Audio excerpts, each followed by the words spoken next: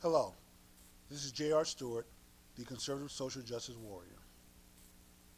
And this is the first video, and maybe the only video, I'll see. But this is my video in response to the DNC convention of last week. I tried watching pieces of it. I think I told you guys on my Let's Talk show, which airs every Tuesday at 9 p.m. Central Time, that I tried watching it. I can stomach it in small chunks. 5-10 minutes. I have to walk away after a while. Only because I have very large flat screen TVs and I don't want to throw anything through the screen. And I'll go out and have to go out and buy another one.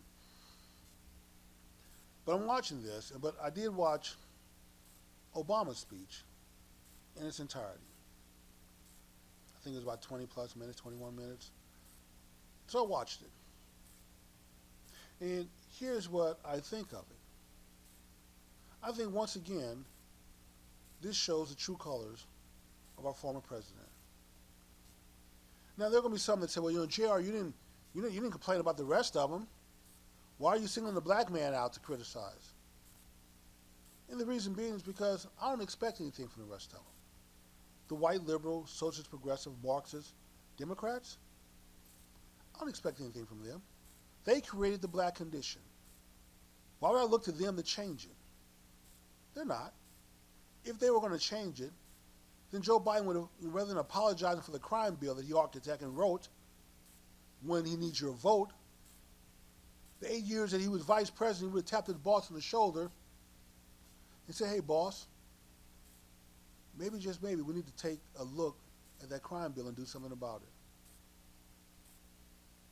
But Joe knew, just like Obama knew, there's nothing they could do about that crime bill because the white liberal, socialist, progressive, Marxist, Democrat slave master would not let them.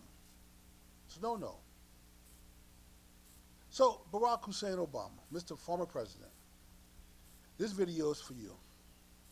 You said that somehow, and I'm just paraphrasing, so it's not an exact quote, that you didn't expect Trump to embrace sort of your policies, to pick them up and carry it on. The torch, the Obama torch. But somehow you expect him to take the job seriously. Okay, I'm ready to take that statement on. Since you think the Trump 3.5 years has been a joke, reality show. That's how he approaches things. He didn't take it seriously. Like you did for 8 years. Sir, you did such a bad job on the economy that they had to invent a new way to justify your recovery. You see, the numbers were what they were. They were bad. They were horrible. And your white liberal, socialist, progressive, Marxist, slave masters, Democrat slave masters, they knew this. They knew this in the press. This is just a running joke to them. Why? Because your presidency was a joke. They had no respect for you. They can't. They like you. In fact, they love you. Only because you're an ideologue. Because you'll do anything for the party. But they understand that you're not a man of character. If you have to sell your people out for the party, you will. And how do I know this? Well, JR, how do you know this? Because your first test came when you were elected. And they walked into your office and said, "Hey, yeah, there's this program called the DC voucher program. You need to get rid of it."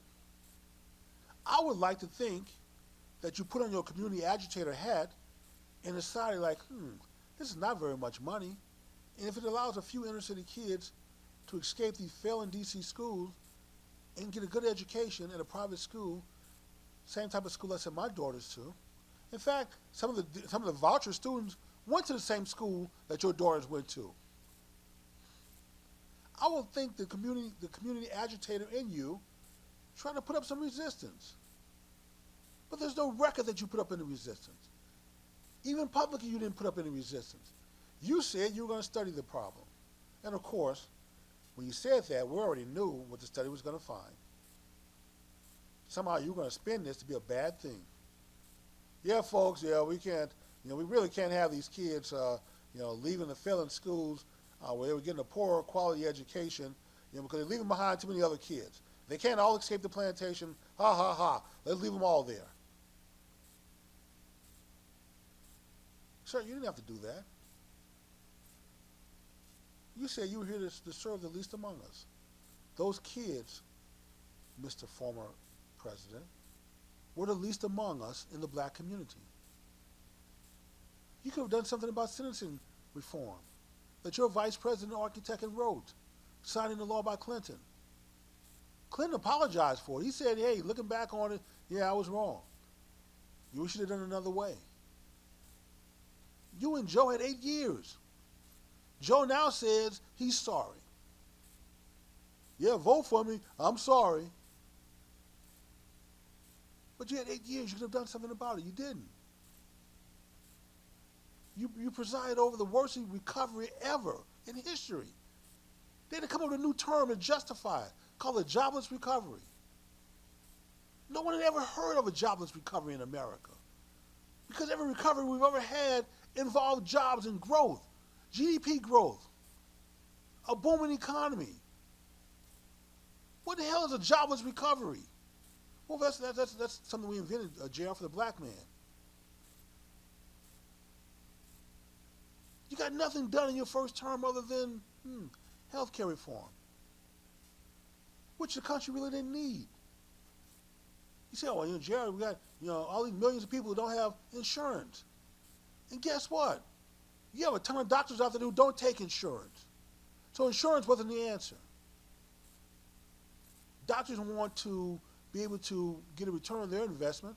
They spend a lot of money going to school, medical school, working for hardly cheap as a intern or resident, only to become full-fledged licensed doctors. Malpractice insurance is high, medical costs are high, I'm sure other things. They're not in this business to just give their services away.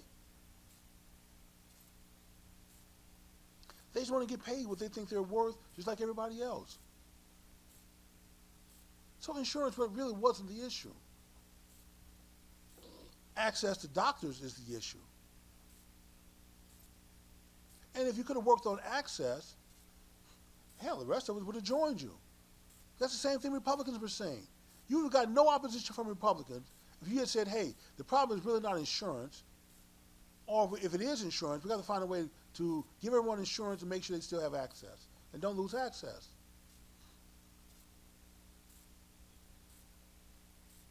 You got nothing else. You got nothing accomplished for black people. You took money away from black students going in high school. You took money away from black colleges. You did that. But then you have the audacity, using one of your words, you have the audacity to say that Trump, who had to fix your mistake, had to turn the economy around, that you left him.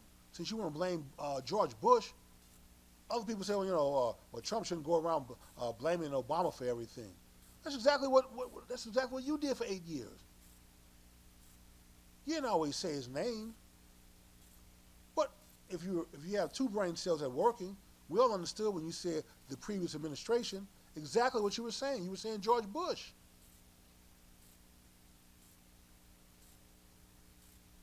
You claim he couldn't bring the manufacturing jobs back. He did. He fought for America. You went to NATO. You gave them 10 years to pay their fair share. Every American president I can remember has been complaining about NATO members not paying their fair share. They're 2%. Even you complained about it. And what did you do?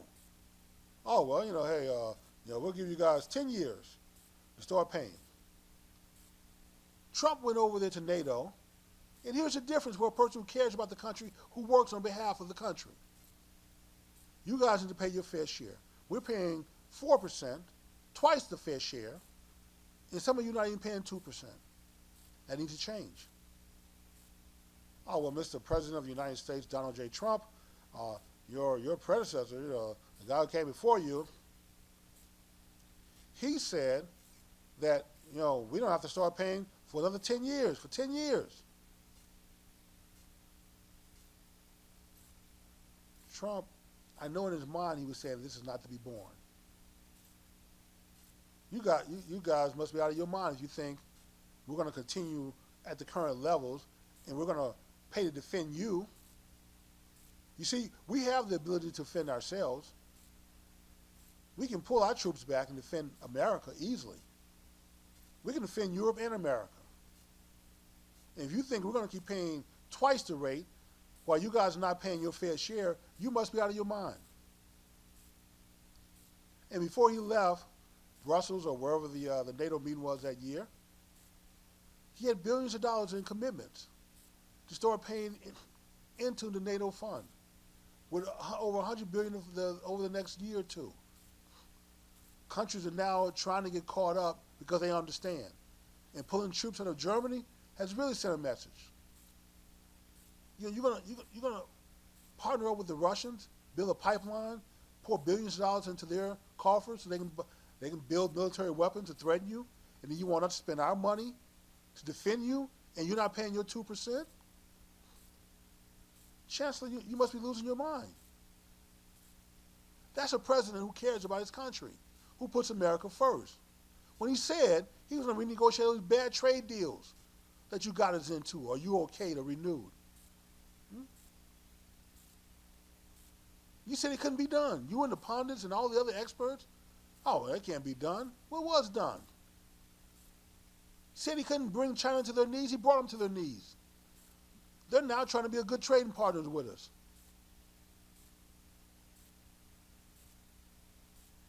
These are all things, former President Obama, that you could have done if you had any character, but you don't. Even in foreign affairs. When Clinton signed the deal with Ukraine, if you give up your nukes, we will protect you. When the bill came up for reauthorization, you signed it.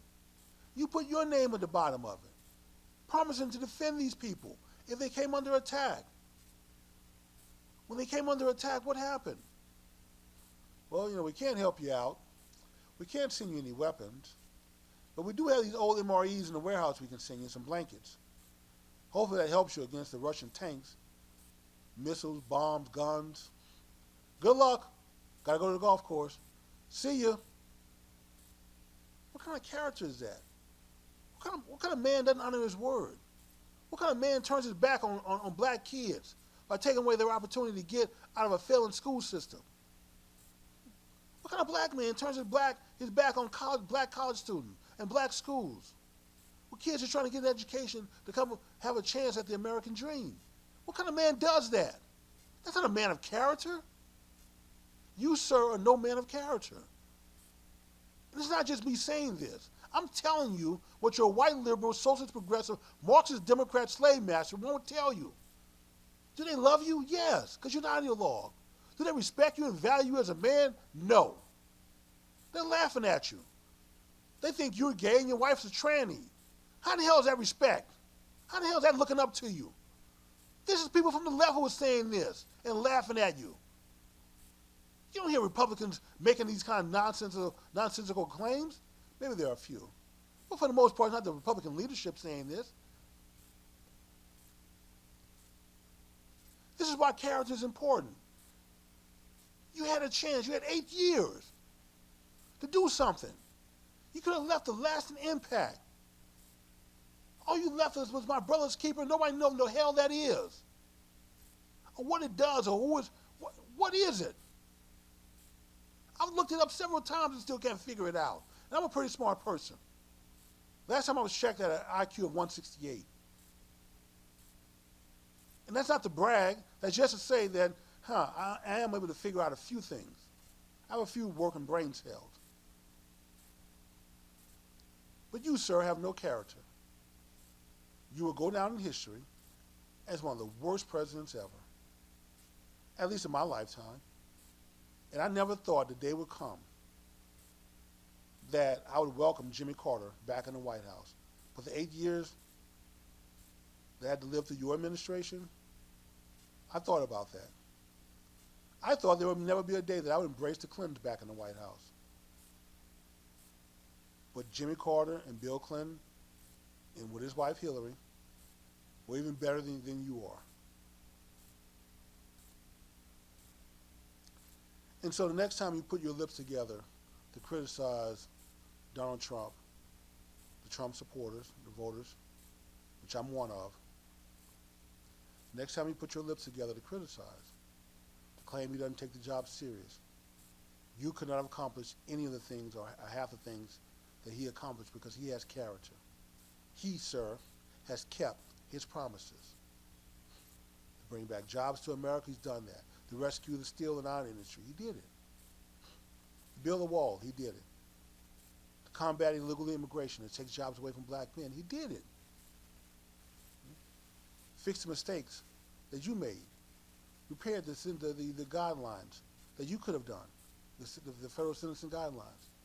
Restored money to the HBCUs that you took away. He did that. Worked with Tim Scott and other Republicans and some Democrats to help create economic zones, investment zones in the black community. You could have done these things. He ended the war that you somehow couldn't finish. He said he was going to end the caliphate in Iraq in a year from ISIS. He did it. He was criticized and ridiculed by you, saying it couldn't be done. Those bad trade deals that you co-signed on or allowed to exist, he said he was going to go back and renegotiate them. He did that. He got out of that bad climate accord. Something that you were hell-bent on getting us in that allowed the Chinese and other polluting nations 10, 20, 30 years before they had to comply. But us? Oh no, we got to start complying right now and start paying a penalty. You weren't looking out for America. You didn't put us first. You on your apology tour apologizing. Well, we've been dismissive and derisive. No, we've been the greatest nation in the history of civilization on this planet. That's what we've been. And we will continue to be that as long as we have strong leaders, not leaders like you. And then the economy. Back to the economy. Notice how it perked up in your last year. Just when we were thinking that, this guy we're finally getting rid of. Maybe now we can exhale a little bit. Remember the movie Waiting to Exhale? That was the American economy. Just waiting for you to get out. The day Donald Trump was elected, the stock market started rebounding that very day. The economy started picking up that very day. Just on this optimism. Just on the fact that he said he was going to do all these great and wonderful things. And guess what? He has kept every one of his promises. A promise made is a promise kept. You may want to learn that. Why? Because that's how character is built. Men of character, people of character, keep their word. When they make a promise, the promise is kept. That's what character and having a leader who cares about America and his people, that's what it is. That's what you should have tried to be. Rather than ridicule the man, you should be looking up to the man. You should admire the man for what he's done for the presidency. And I hope that America will never, ever elect a coward and a man who lacks character, or a person who lacks character, like you. With that being said, thank you guys.